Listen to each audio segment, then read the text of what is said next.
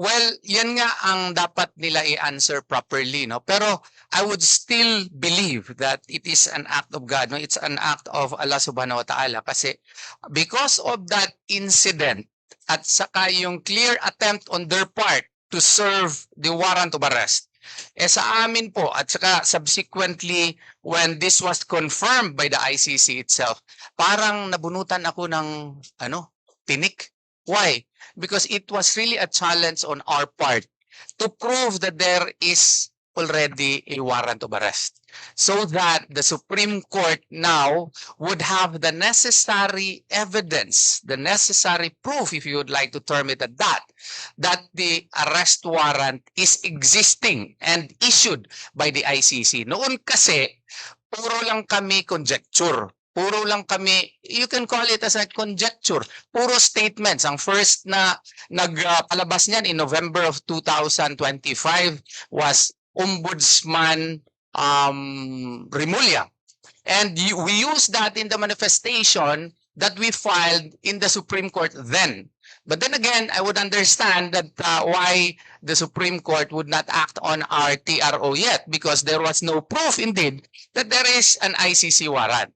So, nung pinakita na mismo ni Mr. Antonio Trillanes na meron ngang warrant and kinonfirm ng ng ICC in the evening of May 11, then there is no more doubt as to the existence of the warrant of arrest. And the existence of the warrant of arrest and in fact the recognition on the part of the executive department that there is a warrant of arrest should be differentiated from enforcement of warrant of arrest, such that if they justify it on the foreign affairs power on the part of the executive department, or through his presidential powers on the part of the executive department, once it involves deprivation of liberty within Philippine soil, we will follow Ho versus People, Achacoso versus Salazar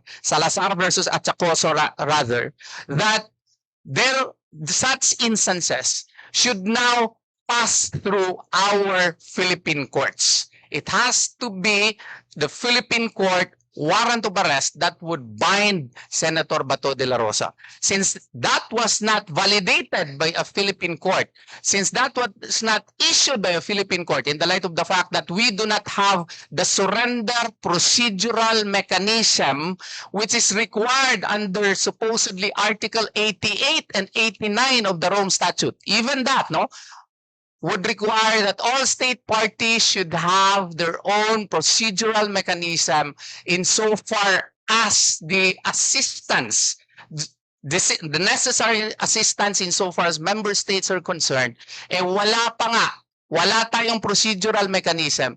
So, bawal na bawal po yung pag-attempt and ongoing effort to arrest Senator Bato de la Rosa. So, we interposed our objection as lawyers. Attorney Jimmy Bondo has likewise argued against the implementation of any ICC warrant of arrest if not issued by a Philippine court judge, if not confirmed or validated by a Philippine judge.